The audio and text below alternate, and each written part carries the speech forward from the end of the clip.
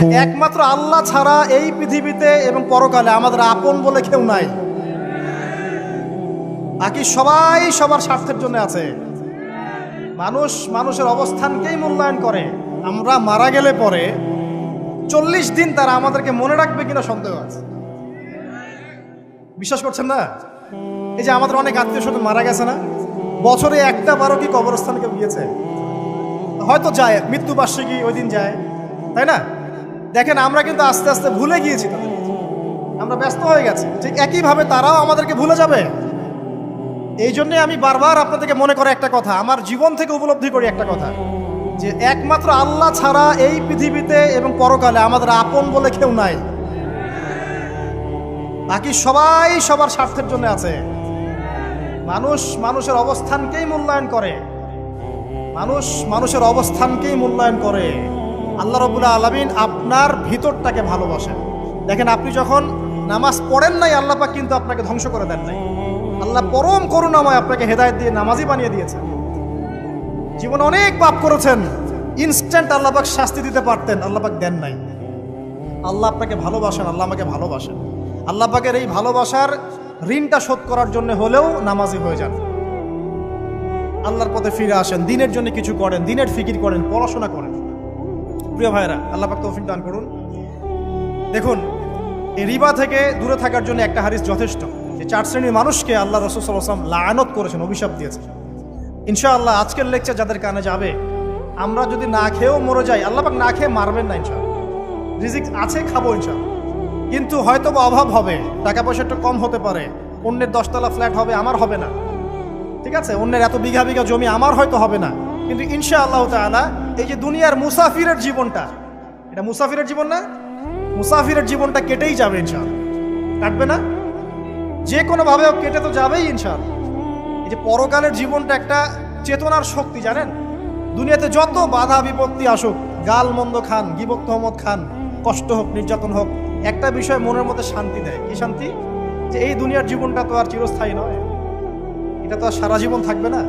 ইনশাআল্লাহ এই অবস্থা আস্তে আস্তে পরিবর্তন হয়ে যাবে। ফাইন্না মাআল উসরি ইউসরা, পরকালে ইনশাআল্লাহ পাবো। দুনিয়াতে না পেলে কি হয়েছে, পরকালে পাবো ইনশাআল্লাহ। যুবক ভাই, এসব জেনা ছেড়ে দেন, আল্লাহ রাব্বুল আলামিন আপনার জন্য হুর রেখেছেন জান্নাত, ইনশাআল্লাহ পাবেন ইনশাআল্লাহ। এটা ছেড়ে দেন, সুদ ছেড়ে দেন, আল্লাহ পাক আপনার জন্য হাউজে কাউসার রাখছে ইনশাআল্লাহ, ঠিক আছে? অন্যায় পাপ ছেড়ে দেন, আল্লাহ রাব্বুল আলামিন আপনার জন্য জান্নাত রেডি করে রাখছে ইনশাআল্লাহ। এই দুনিয়ার জীবনটা ধোঁকা, একটা ছোট্ট জীবন, পুরা ধোঁকা, কিচ্ছু নাই এর মধ্যে। আমার কথা শোনেন, এই দুনিয়ার জীবনে কিছুই নাই। চারপাশে অনেক কিছু মনে হবে, আপনার বাড়ি আছে, গাড়ি আছে, স্ট্যাটাস আছে, টাকা পয়সা, প্রতিপত্তি সব আছে।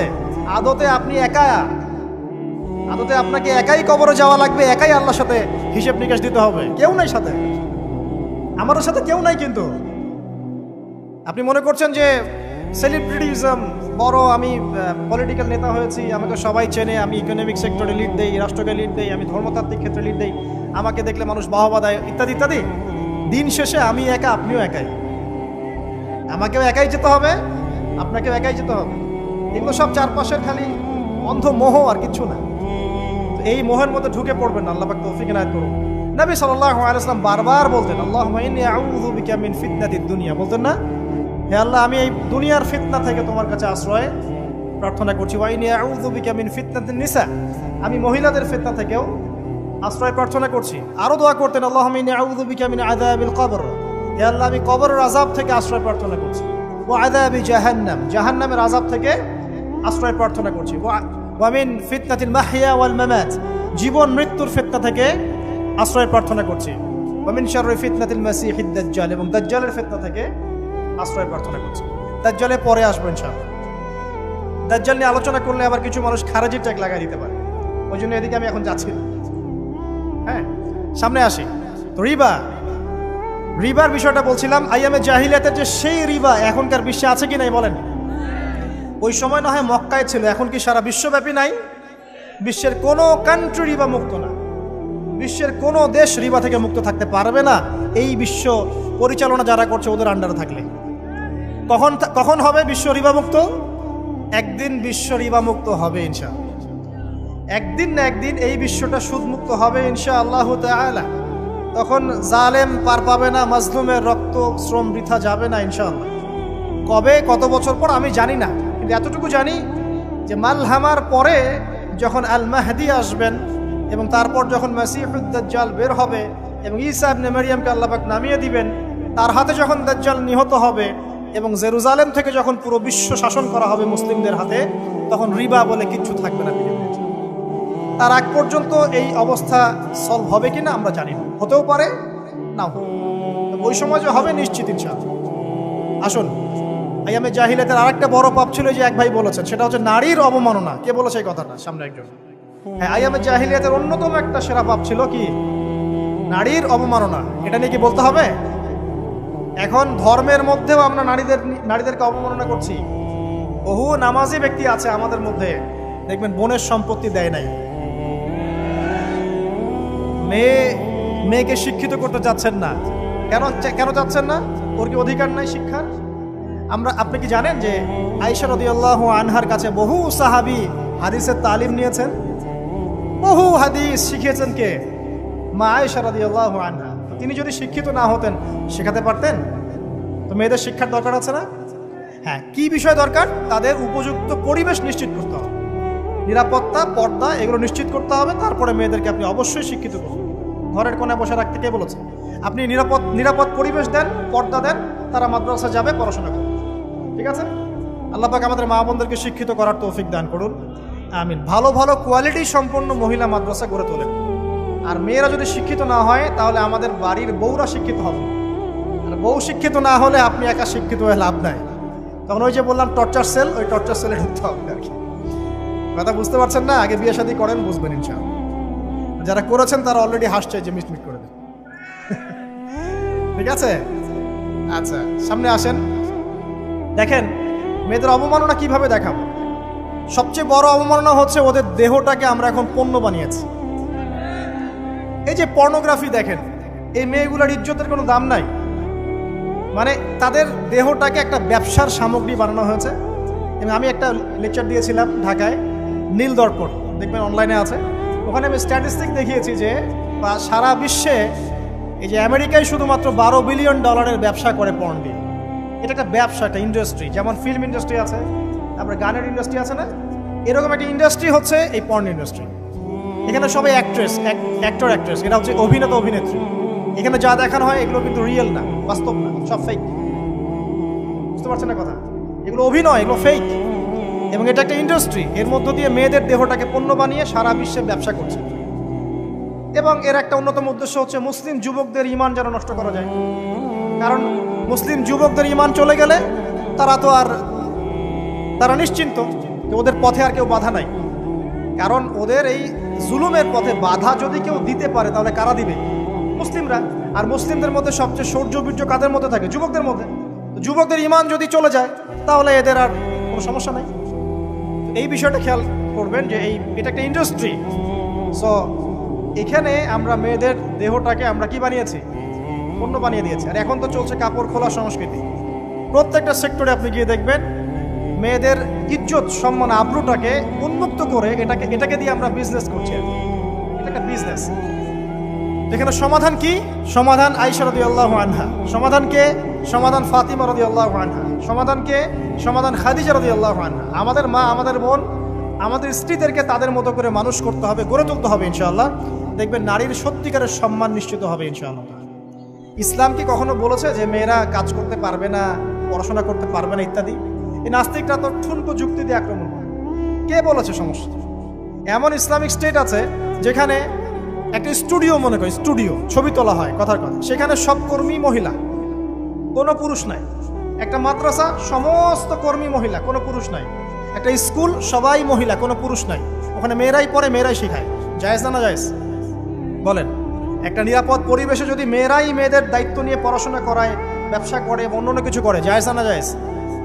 তাহলে পরিবেশ নিশ্চিত করাটা হচ্ছে চ্যালেঞ্জ। ইসলাম বলছে না যে আপনি তাকে একদম অজ্ঞ করে রেখে ঘরের কোণে ফেলায় রেখে দেন, তাকে আপনি পড়াশোনাও শেখাবেন না, সম্পত্তির অধিকারও দিবেন না, কিছুই না। এগুলো ইসলাম কখনো বলেনি। বলেছে? আরে বোকা মানুষ! রাসূলুল্লাহ সাল্লাল্লাহু আলাইহি ওয়াসাল্লামের সময় তো মহিলা সাহাবীরা উহুদের যুদ্ধ করেছে। কি শুনলেন? রাসূল সাল্লাল্লাহু আলাইহি ওয়াসাল্লামের সময় মহিলা সাহাবী উহুদের যুদ্ধও করেছে। উহুদের যুদ্ধের নাম শুনেছেন? ওখানে মহিলা সাহাবীও ছিল তীরন্দাজ। তাহলে মহিলাটা কি করে নাই নবীর যুগে? খাদিজা রাদিয়াল্লাহু আনহা যত বড় ব্যবসায়ী ছিলেন, এখন এত বড় ব্যবসায়ী পাবেন? কোন মেয়ে আছে এত বড় ব্যবসায়ী? উসমান রাদিয়াল্লাহু আনহু যত বড় বিজনেসম্যান ছিলেন, এখন এত বড় বিজনেসম্যান আছে? তো কি ছিল না সেই স্বর্ণ যুগে? ওই স্বর্ণ যুগের সুন্নতি আমাদেরকে আমল করতে হবে। আল্লাহ পাক তৌফিক এনায়েত করুন, আমিন। প্রিয় মা ও বোনেরা, পর্দা ছাড়বেন না। আপনাদের জন্য 4টা কাজ: স্বামীর আনুগত্য করা, লজ্জাস্থানের হেফাজত করা, আপনার 5 ওয়াক্ত সালাত ঠিকঠাক মতো আদায় করা এবং রমজান মাসে সওম রাখা। নবীজি বলেছেন সাল্লাল্লাহু আলাইহি ওয়াসাল্লাম, জান্নাতের যে কোনো দরজা দিয়ে ইচ্ছা আপনি প্রবেশ করতে পারবেন। আপনার জন্য সহজ। আর স্বামীর আনুগত্য বলতে আমি বুঝাইনি স্বামীর দাসত্ব করতে হবে, এটা বলিনি। এখনকার কিছু ফ্যামিলিস্ট মেয়ে আছে, ওরা আনুগত্য শব্দ মনে হয় যে দাসত্ব মনে হয়। আনুগত্য দাসত্ব এক জিনিস না। আনুগত্য কি? স্বামী কোরআন সুন্নাহর অনুকূলে কোনো কথা বলেছে, আপনি মানবেন। স্বামী বলছে পর্দা করো, তোমাকে ভালোবেসে বলছি তুমি পর্দা করো, তুমি আমার অনেক প্রিয় একজন মানুষ, তুমি বেপর্দায় বাইরে যাবা, লোকজন দেখবে, কেমন হয়? ঠিক আছে, তোমাকে তো আমিই বিয়ে করেছি, তুমি আমার, মানুষ তোমাকে দেখবে কেন? ঠিক আছে, তো এখন স্বামী ভালো কথা বলেছে, আপনি শুনলেন, এটা আনুগত্য। আর ওই স্বামী যদি বলে আসো তো আমার কলিগরা এসেছে, ওকে খাবার সার্ভ করতে হবে, আসো খাবারটা পরিবেশন করো, এখন আপনি বেপর্দা হয়ে আপনার স্বামীর কলিগের সামনে খাবার পরিবেশন করতে শুরু করবেন, এটা কি আনুগত্য করতে হবে? এটা তখন আপনি আনুগত্য করবেন না। সিম্পল, কোরআন সুন্নাহর অনুগত কাজে আপনি স্বামীর আনুগত্য করবেন, বিপরীতে গেলে আপনি করবেন না। স্বামীর আনুগত্য মানে স্বামীর দাসত্ব নয়। আর এই হাদিসটা আপনি কেন ভুলে যান যে আল্লাহ রাসূল সাল্লাল্লাহু আলাইহি ওয়াসাল্লাম বলেছেন আল্লাহ ছাড়া যদি কাউকে সেজদা করা যেত, সম্মান বুঝাচ্ছেন, আল্লাহ ছাড়া যদি কাউকে সেজদা করা জায়েজ হতো, আমি মেয়েদেরকে বলতাম যেন স্বামীকে সেজদা করে। কেন? কারণ আপনাকে রেসপন্সিবিলিটি, আপনার খাবার, আপনার ফুড, আপনার শেল্টার, আপনার মানে পুরো দায় দায়িত্ব নিজের হাড় ভাঙা পরিশ্রম দিয়ে, জীবনের ঝুঁকি নিয়ে স্বামী আপনার জন্য করে। সে আপনার সম্মান পাওয়ার যোগ্য তো? সে কি আপনার সম্মান পাওয়ার যোগ্য নয়? আপনি যদি সম্মানের হক আদায় না করতে পারেন তাহলে আপনি অকৃতজ্ঞ। আর অকৃতজ্ঞ মেয়ে কখনো জান্নাতে যাবে? একটা হাদিসে আছে বেশিরভাগ মেয়ে জাহান্নামের যাওয়ার অন্যতম কারণ হচ্ছে তারা স্বামীর সাথে কুফরি করে। কি করে? মানে সারা জীবন স্বামী ভালোবেসে যায়, ভরণ পোষণ দিয়ে যায়, সব চাহিদা পূরণ করে যায়, একদিন দেখবেন কথা কাটাকাটি হয়েছে, ওই দিন বলে বসবে যে তোমার কাছে আমি কিচ্ছু পাই না। এই যে কুফরি, এই কারণে তারা জাহান্নামে যেতে পারে বেশি। আল্লাহ হেফাজত করবে। আরেকটা কারণ হচ্ছে যে বেপর্দা।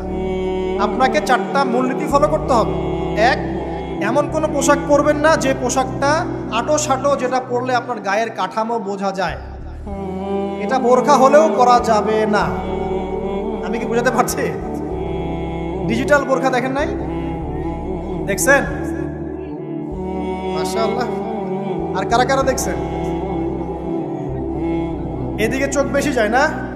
আচ্ছা, এমনি দেখা যায়, চোখ দিতে হয় না, এমনি দেখা যায়। ডিজিটাল বোরখা চলবে না, ডিজিটাল বোরখা চলবে না। আমার মত, এটা আমি মত দিচ্ছি, আমি আল্লাহর রাস্তায় সময় দিয়েছি অনেক দিন, এবং এখানে যে পর্দাটা শেখানো হয় এরকম পর্দা আমি অন্য কোথাও দেখিনি। এত চমৎকার পর্দা শেখানো হয়। কারা কারা সময় লাগিয়েছেন? 3 দিন 7 দিন সময় দিয়েছেন কারা কারা? বেশিরভাগই দেন নাই। সমস্যা নাই, দিতে হবে, আমি বাধ্যতামূলক বলিনি আপনাকে। বলেছি এখানে পর্দা শেখানো হয়, চমৎকার পর্দা শেখানো হয়, যে এখানে চোখটা পর্যন্ত তাদের ঢেকে রাখার তালিম দেওয়া হয়। যাই হোক, যেখানেই শেখেন, অ্যাটলিস্ট পর্দাটা শিখলেই হলো। এমন পোশাক হবে না যেই পোশাকটা আটো সাটো, যেটা পরে আপনার গায়ের কাঠামো বোঝা যায়। 2 নম্বরে এমন পোশাক পরা যাবে না যেই পোশাকটা পরলে বাহির থেকে ভিতরের অঙ্গ দেখা যায়। দেখেছেন? দেখেন নাই? দেখছেন হুজুর? আচ্ছা, আপনারা তো সব দেখেন দেখি। তারপরে 3 নাম্বার, এমন পোশাক পরা যাবে না যেটা অমুসলিমদের সাথে সাদৃশ্য আছে। কথা বুঝতে পারছেন? অমুসলিমদের ধর্মীয় বিষয়ের সাথে সাদৃশ্য আছে এমন পোশাক মুসলিম মেয়েদের পরা যাবে না। এর মানে এই নয় যে অন্য ধর্মকে আপনি আক্রমণ করবেন, এটাও নয়। যে যার ধর্ম তাদের স্বাধীনতা মতো পালন করবে। মুসলিমরা বাধা দিবে না। মুসলিমরা দাওয়াত দিতে পারে। কি করতে পারে? দাওয়াত দিতে পারে যে ভাই, যে লা ইলাহা ইল্লাল্লাহর কনসেপ্ট আপনাকে বুঝাচ্ছি, আল্লাহ ছাড়া কোনো মাবুদ নাই, মুহাম্মদ সাল্লাল্লাহু আলাইহি ওয়াসাল্লাম সর্বশেষ রাসূল, এই কোরআন পড়ুন, হাদিস পড়ুন, দেখুন এটাই হচ্ছে মানবতার মুক্তির সনদ। এরপর যদি সে ইসলাম কবুল করে আলহামদুলিল্লাহ, যদি না করে এর হিসাব কে দিবে? সে নিজে দিবে। এর হিসাব কি আমাকে দেওয়া লাগবে? দেওয়া লাগবে না। তো অমুসলিমদের সাথে সাদৃশ্য আছে এমন পোশাক চলবে না। আর 4 হচ্ছে পুরুষরা মেয়েদের পোশাক পরতে পারবে না, মেয়েরা পুরুষদের পোশাক পরতে পারবে না।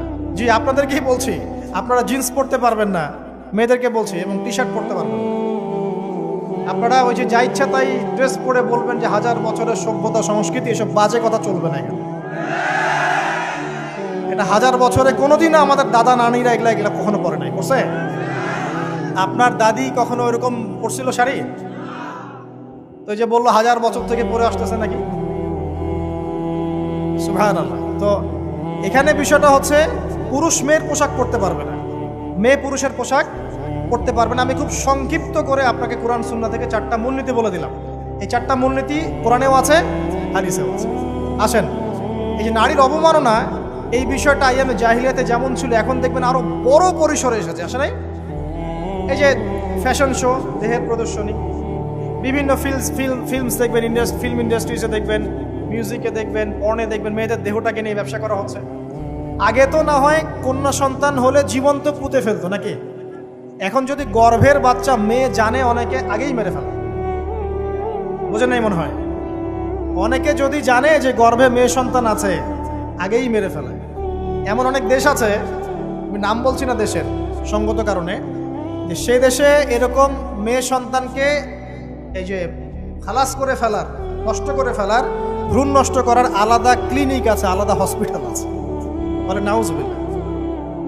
তো আসলে ওই 1450 বছর আগের মানুষটা বেশি বর্বর ছিল না আমরা বেশি বর্বর? এই অধিকারের কথা বলে বলে আমরা মেয়েদের দেহটাকে নিয়ে এখন মস্করা করছি, তামাশা করছি। সবচেয়ে সেরা অধিকার কোথায় পাবে? কোরআনে পাবে, হাদিসে পাবে, ইসলামে পাবে। তার পর্দা নিশ্চিত হবে, দেহ সেফ থাকবে, তার ইজ্জত নিশ্চিত হবে, ইজ্জত সেফ থাকবে, তার সম্মান সেফ থাকবে, তাকে রাজরানীর মতো স্বামী বাসায় রাখবে, কারণ সে হচ্ছে তার কাছে সবচেয়ে মূল্যবান প্রিয় বস্তু। শুধু তাই নয়, সম্পত্তির অধিকার তাকে দিতে হবে। একজন মেয়ে তার ভাইয়ের সম্পত্তি পাবে, তার বাবার সম্পত্তি পাবে, তার স্বামীর সম্পত্তি পাবে, সব দিক থেকে সে সম্পত্তি পাবে। আর একজন ছেলে কিন্তু সব দিক থেকে সম্পত্তি পাবে না। এই বিষয়গুলো যখন এক শ্রেণীর মানুষ বোঝে না, তখন ইসলামের বিরুদ্ধে অহেতুক প্রপাগান্ডা চালানো শুরু করে। সবচেয়ে সেরা সম্মান রক্ষার উদাহরণ দেয়া হয়েছে ইসলামে, কোরআনে এবং হাদিসে। এই কথাটা আপনাদের মা বোনদেরকে বোঝাবেন, তবে নম্রতার সাথে বোঝাবেন, কারণ উচ্চবাচ্য করলে তারা কথা শুনবেন। আল্লাহ রাসূল সাল্লাল্লাহু আলাইহি ওয়াসাল্লাম বলেছেন, কিছুটা বাঁকা হাড় দিয়ে তাদেরকে তৈরি করা হয়েছে। যদি আপনি শক্ত করে চাপ দিতে যান তাহলে ভেঙে যাবে, আর যদি আপনি ওই অবস্থায় ছেড়ে দেন তাহলে বাঁকাই থেকে যাবে। এখানে আপনাকে হিকমা অবলম্বন করতে হবে। আল্লাহ পাক তৌফিক দান করুন। একটা বিষয় বলছিলাম, ওই যে শিরকের পাপ এখন গ্লোবালাইজেশন হয়েছে না, ওই সুদের পাপ এখন গ্লোবালাইজেশন হয়েছে না। গ্লোবালাইজেশন বোঝেন? মানে বিশ্বায়ন, পুরো বিশ্বে ছড়িয়ে পড়েছে না। আরেকটা হচ্ছে এই যে মেয়েদের অবমাননা, এটা সারা বিশ্বে ছড়িয়ে পড়ে নাই? আচ্ছা, আর দুটা বলবো, এরপর বলে আমি শেষের দিকে যাচ্ছি। আসা, একটা হচ্ছে মাদক। আইয়ামে জাহিলিয়াতের অন্যতম সেরা পাপ ছিল কি? মাদক। ওই যে বলছেন জাহিলি যুগ, কেন বলছেন জাহিলি যুগ? বিকজ ওইখানে মাদক খেত মানুষ বেশি। এখন বলেন, ওখানে না হয় মক্কায় মাদক খেত মানুষ, এখন সারা বিশ্বে মাদক ছড়িয়ে পড়ে নাই? বেশি না কম? এখন এই যে নতুন নতুন মাদক আসছে, ইয়াবা, আরো নাকি কি কি আসছে নতুন নতুন, আমরা নামও জানি না। এই যে গাজার নাম জানি, ফেন্সিডিলের নাম জানি, আর কি কি আছে, হিরোইন বলেন, আর দু একটা, আফিম, আর কি আছে? হ্যাঁ, রেন্ডি, সুবহানাল্লাহ, এই নামও কখনো শুনি নাই আমি। আচ্ছা শোনেন, বিষয়টা হচ্ছে, দেখুন এই বিষয়টা কি হালাল না হারাম? আচ্ছা, এটাকে যদি আমরা হালাল করে নেই তাহলে কি হবে? কুফরি হবে না শিরক হবে? শিরক কুফর দুটোই হচ্ছে। কিন্তু এখন মক্কার কিছু মানুষ মাদক খেয়েছে বুঝলাম, আল্লাহ রাব্বুল আলামিন ধাপে ধাপে এখান থেকে বের করেছেন। প্রথমে বলেছেন মদ খেয়ে নামাজের ধার কাছে যেও না। হ্যাঁ, তারপরে বলেছেন এই যে মাদকে কিছুটা উপকার আছে কিন্তু বেশি ক্ষতি। তারপর বলেছেন খেয়ে নামাজের কাছে যেও না। তারপর ধাপে ধাপে শেষের দিকে এসে আল্লাহ পাক বলেছেন যে এটাকে ছেড়ে দাও। সূরা মাইদায় পড়ে দেখেন, এটা শয়তানের কাজ। তখন সাহাবায়ে কেরাম রাদিয়াল্লাহু আনহুম পুরোপুরি মাদক থেকে নিজেদেরকে মুক্ত করলেন। এরপরে কি কখনো তারা মাদক ছুঁয়েও দেখেছেন? বরং মাদকদ্রব্য সেবন করলে 40টা লাঠি বেত্রাঘাত করতে হয় ইসলামিক শাস্তি। কয়টা লাঠি? আর উমর রাদিয়াল্লাহু আনহুর সময়ে 40 লাঠিকে বাড়িয়ে 80 লাঠি করা হয়েছে। কত লাঠি? 80 লাঠি। কিন্তু আরো একটা পাপের শাস্তি আছে, বলবো? অপবাদ। এখন যেটা বেশি দেওয়া হয়, অপবাদ, মিথ্যা অপবাদ, সতী সাদী নারীর উপরে মিথ্যা অপবাদ, এর শাস্তি হচ্ছে 80 লাঠি। আবার 100 লাঠির শাস্তি আছে, 100 লাঠি। এটা কিসের জানেন? জিনা। জিনা এই যে যারা করছেন, এর শাস্তি হচ্ছে 100 লাঠি। তাও জনসমক্ষে দিতে হবে, গোপনে না। আর 1 বছরের জন্য এলাকা ছাড়া করতে হবে। রজম একটা শাস্তি আছে, রজম। এটা কি? রজম মানে পাথর নিক্ষেপ করে হত্যা। এটা তো বর্বর, তাই না? অমানবিক, মধ্যযুগীয়। এসব কথা শুনছেন না? শোনেন, কিছু কিছু বিষয় আছে যে বিষয়গুলো করার পরে এই পৃথিবীতে মানুষ বেঁচে থাকার অধিকারটা হারিয়ে ফেলে। কথা বুঝতে পারছেন না? কিছু কিছু পাপ আছে, এগুলো করলে পরে মানুষ এই পৃথিবীতে বেঁচে থাকার অধিকারটা হারায় ফেলে।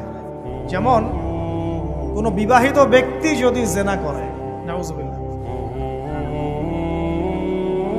কোনো ছেলে যদি কোনো ছেলের সাথে যৌন সম্পর্ক করে, সমকামী করে, বা এটাকে যেটা গে মানে যেটা কি বলে, সমকামিতা, ঠিক আছে, এই কাজ যদি কেউ করে, নোংরা কাজ যদি কেউ করে, কোনো মেয়ে যদি কোনো মেয়ের সাথে এরকম কোনো কাজ করে, একই পাপ।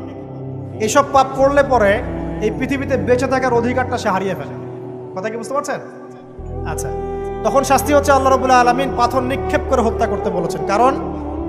কারণ হচ্ছে সে এত গর্হিত একটা কাজ করেছে যেটা এই শাস্তি পাওয়ার সম্পূর্ণ যোগ্য।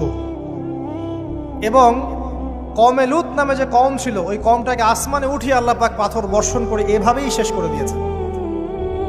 জর্ডান একটা দেশ আছে না, জর্ডান, জর্ডানের পাশে ডেড সি নামে একটা জায়গা আছে, ডেড সি, মৃত সাগর। ওইখানে সাদুম নামে একটা গোত্র থাকতো। কোন গোত্র? সাদুম। ওই সাদুম গোত্র এরকম সমকামী ছিল।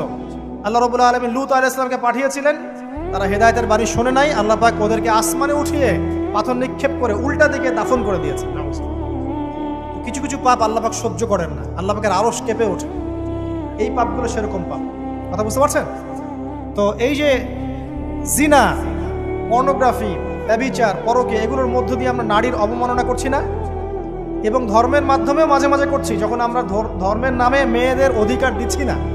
অনেকেই সম্পত্তির অধিকার দিচ্ছেন না, অনেকে শিক্ষিত করছেন না, অনেকেই আরো যৌতুক নিচ্ছেন না, যৌতুক নিচ্ছেন না অনেকেই। যে বিয়ের সময় যৌতুক নেয়, এটা তো মেয়ের উপর, মেয়ের পিতার উপর টর্চার করা, সম্পূর্ণ হারাম, সম্পূর্ণ হারাম। তারপরে দেখবেন, রিপোর্টগুলো পড়ে দেখবেন যে এই বছর 2000 কত, এটা 22, এই 22-এই গভর্নমেন্ট রিপোর্ট অনুযায়ী নিবন্ধিত প্রায় 1339টা ধর্ষণের মামলা হয়েছে। তো এটা এখন অ্যাভেলেবল, যে কোনো সব জায়গায় ধর্ষণ হচ্ছে, এখন অ্যাভেলেবল। মানুষ এটাকে স্বাভাবিক মনে করছে, এখন নর্মাল, নর্মাল ধর্ষণ হতেই পারে, মানুষ এখন এমন মনে করছে। প্রত্যেক দিন পেপার খুলবেন, দেখবেন রেপের খবর, প্রত্যেক দিন খবর শুনবেন ধর্ষণের খবর। আর সব খবর তো আসে না, আসে হয়তো 10%, 20%, 30%, বেশিরভাগই আসে না। এলাকায় মোড়ে মোড়ে দেখবেন, গ্রামে গঞ্জে শহরে বন্দরে খালি ইফটিজিং, ইফটিজিং দেখবেন, খালি ইফটিজিং। মেয়েদেরকে যৌন হয়রানি করা হচ্ছে, বাসে, অটোতে, টেম্পুতে, সব জায়গায়। বাসের মধ্যে মেয়েকে রেপ করে ফেলা হচ্ছে। একটা বাচ্চা মেয়ে যে বোঝেও না যে সেক্সুয়াল বিষয়গুলো কি জিনিস, ওকেও রেপ করা হচ্ছে।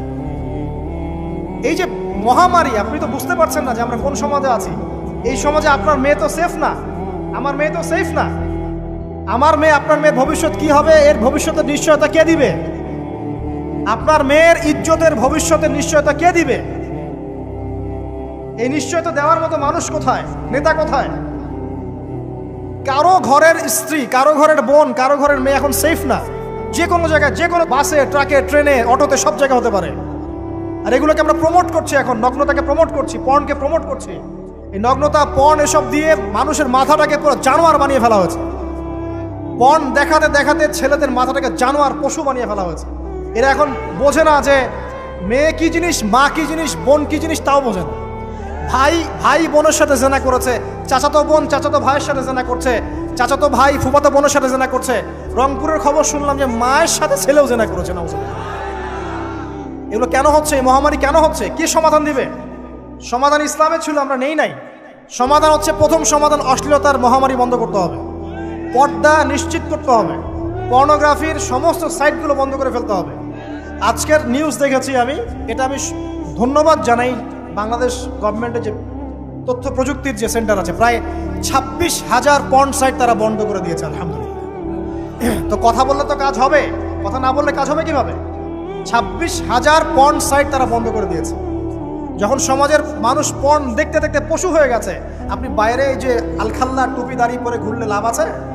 ভিতর থেকে তো আপনি পশু। দেখবেন মসজিদ ইমাম সাহেব নামাজ পড়তে এসেছে, বাসায় পর্ন দেখে আসছে, নামাজে কোনো মনোযোগ নাই। দেখবেন টাপাটাপ নামাজ পড়ছে, কোনো মনোযোগই নাই, পর্ন দেখে। ইমানের আলোচনা করবেন, খুব লাফালাফি করলো, 2 দিন পর দেখবেন কোনো খবর নাই, পর্ন দেখতে দেখতে ভিতরটা শেষ, ড্যামেজ।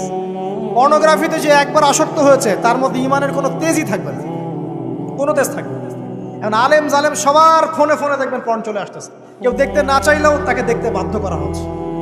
ফেসবুকে ঢুকবেন নগ্ন দৃশ্য, এই নগ্নতা দিয়ে, এই পর্নোগ্রাফি দিয়ে, এই যে মিডিয়ার মধ্যে দিয়ে প্রমোটিংটা দিয়ে ব্যভিচার ছড়িয়ে দেয়া, জেনা ছড়িয়ে দেয়া, অশ্লীলতা ছড়িয়ে দেয়া, পরকীয়া ছড়িয়ে দেয়, এর মধ্য দিয়ে নারীর সম্মান, দেহ, ইজ্জতকে আমরা এখন রাস্তার সাথে মিশিয়ে দিয়েছি। কিসের অধিকারের কথা বলছে? কিসের নারী অধিকারের কথা বলছে? খালি ডিগ্রি সার্টিফিকেট অর্জন করতে পারলেই অধিকার হয়? আমার তো ইজ্জতই ঠিক থাকলো না, আমার অধিকার কোথায় থাকলো? একটা সার্টিফিকেট অর্জন করার জন্য কলেজের মেয়েদেরকে বড় বড় নেতার বেডরুমে ঢুকানো হচ্ছে, দেখেন নাই? তো একটা সার্টিফিকেট অর্জন করতেই হবে আমাকে, নিজের ইজ্জত বিক্রি করে দিয়ে হলেও আমার সার্টিফিকেট অর্জন করতেই হবে। লাথি মারি এসব পড়াশোনার পিছনে, দরকার নেই আমার পড়াশোনা। হচ্ছে বাসায় এলাকায় এলাকায় মহিলা মাদ্রাসা করেন, মাদ্রাসায় মেয়েদেরকে পড়ান। আমি খুব দুঃখের সাথে বলছি, অনেক মাদ্রাসাতেও এরকম ঘটনা কিন্তু ঘটেছে না? এখানে একটা কথা আমরা পরিষ্কার করতে চাই, সেটা হলো যে পাপী, রেপী, ধর্ষণী, সে আলেম করুক আর জালেম করুক, ইমাম করুক আর জালেম করুক, ফাসেক করুক, সবাইকে সমান শাস্তি নিশ্চিত করতে হবে। আর শাস্তি হবে দৃষ্টান্তমূলক, যেন আরো 10 জন দেখে শিক্ষা নেয়। ওই যে ইসলামে আছে না হাত কেটে ফেলা, কি কারণে বলেন তো? কারণ সবাই যখন দেখবে এই যে খুঁটির সাথে বেঁধে একটা চোরের হাত কেটে ফেলা হয়েছে, এলাকার সব মানুষ দেখেছে, চুরি বাড়বে না কমবে? নিশ্চিত চুরি কমে যাবে ইনশাআল্লাহ। তো এই যে নারীর অবমাননার ওই যুগের চেয়ে এই যুগে বেশি না কম? আপনি ভালো করে আল্লাহর নূর দিয়ে দেখেন। আমি প্রথমে বলেছি, শুধু বাইরের চোখ দিয়ে দেখলে সব বুঝতে পারবেন না। আল্লাহ পাকে নূর দিয়ে দেখেন, কোরআন সুন্নাহর গভীর জ্ঞান দিয়ে দেখেন, দেখবেন ওই জাহিলিয়াতের চেয়ে 1000 গুণ বেশি জাহিলিয়াত এখনকার বিশ্বে চলছে। আল্লাহ পাক আমাদের মা বোনদের ইজ্জত হেফাজত করুন, তাদের সম্মান হেফাজত করুন। আমরা দোয়া করি আল্লাহ পাক তাদেরকে উচ্চশিক্ষায় শিক্ষিত করুন, নিরাপত্তা নিশ্চিত করুন। কেউ যদি ওদের দিকে খারাপ চোখ তুলে তাকায়, আল্লাহ পাক সেই চোখকে যেন ধ্বংস করে দেন। আল্লাহ পাক তাদের ইজ্জতের প্রতি যদি কেউ খারাপভাবে হাত বাড়ায়, তাদের শাস্তি যেন নিশ্চিত করার তৌফিক আল্লাহ পাক আমাদেরকে দান করে। আল্লাহ পাক আমাদের মা বোনদেরকে মহামূল্যবান মনে করে আমাদেরকে হেফাজত করার তৌফিক দান করুন, আমিন। আর তাদেরকে যারা নগ্ন করতে চায়, আল্লাহ পাক এদেরকে ধ্বংস করে ছেড়ে দিন, আমিন। আল্লাহ পাক বলেছেন, যারা চায় মুমিন মুসলিমদের সমাজে অশ্লীলতা ছড়িয়ে পড়ুক, দুনিয়া এবং আখিরাত উভয় জাহানে আল্লাহ পাক এদেরকে ধ্বংস করুন। আরেকটা বলে শেষ করি, সেটা হলো, কয়টা বলেছি ভাই জাহিলিয়াত? ইমাম মুহাম্মদ বিন আব্দুল ওয়াহাব রাহিমাহুল্লাহ, তার একটা বইয়ের মধ্যে 1000টা জাহিলিয়াত আছে। আমি 5টা বাছাই করেছি। কয়টা? 5টা। কয়টা বলেছি? 4টা। এক হচ্ছে কি বলেছিলাম? শিরক, আছে না নাই? রিবা এখন আছে না নাই? 3 নাম্বার কি ছিল? মাদক। আর 4 নাম্বার নারীর অবমাননা। মাদক তো বুঝলেন, এটা তো আমার চেয়ে আপনারা ভালো বুঝেন, মাদক সব জায়গায় আছে। একটা কথা বলি, দেখুন মাদক নিয়ে একটা কথা বলি, শুনুন। আপনাদের কি কখনো গায়ে কখনো ফোড়া হয়েছে? কার কার গায়ে ফোড়া হয়েছে বলি? আব্দুল, আচ্ছা, কেমন ব্যথা? ফোড়া ফেটে গেলে কি বের হয়? রক্ত আর পুঁজ বের হয়, তাই তো? তো নবী সাল্লাল্লাহু আলাইহি ওয়াসাল্লামকে সাহাবীরা পরে জিজ্ঞাসা করলেন, ইয়া রাসূলুল্লাহ, কোন পাপের কারণে তাদেরকে এই শাস্তি দেওয়া হচ্ছে? নবী করিম সাল্লাল্লাহু আলাইহি ওয়াসাল্লাম বললেন, তাদেরকে এই শাস্তি দেওয়া হচ্ছে একটা পাপের কারণে, সেটা হলো মাদক দ্রব্য সেবন করা। আর ওই পানীয়টার নামও নবীজি বলে গেলেন, তার নাম হচ্ছে তিনাতুল খাবাল। কি নাম? তিনাতুল খাবাল। এই তিনাতুল খাবাল মানে জাহান্নামীদের রক্ত এবং পুঁজ। এটা খেতে দেয়া হচ্ছে মাদকদ্রব্য সেবনকারীদের জন্য। আল্লাহ রাসূল সাল্লাল্লাহু আলাইহি ওয়াসাল্লাম বলেছেন, কোনো ব্যক্তি যদি মাদক সেবন করে তার 40 দিনের নামাজ কবুল হবে না। সে যদি আবার তওবা করে ফিরে আসে, আল্লাহ পাক মাফ করে দিবেন ইনশাআল্লাহ। যদি আবারও মাদক খায়, আবার 40 দিনের নামাজ কবুল হবে না। তারপর যদি আবার তওবা করে, আবার আল্লাহ মাফ করে দিবেন ইনশাআল্লাহ। তারপর যদি আবার মাদক খায়, আবার 40 দিনের নামাজ কবুল হবে না। তারপর যদি আবার তওবা করে, আবার আল্লাহ মাফ করে দিবেন।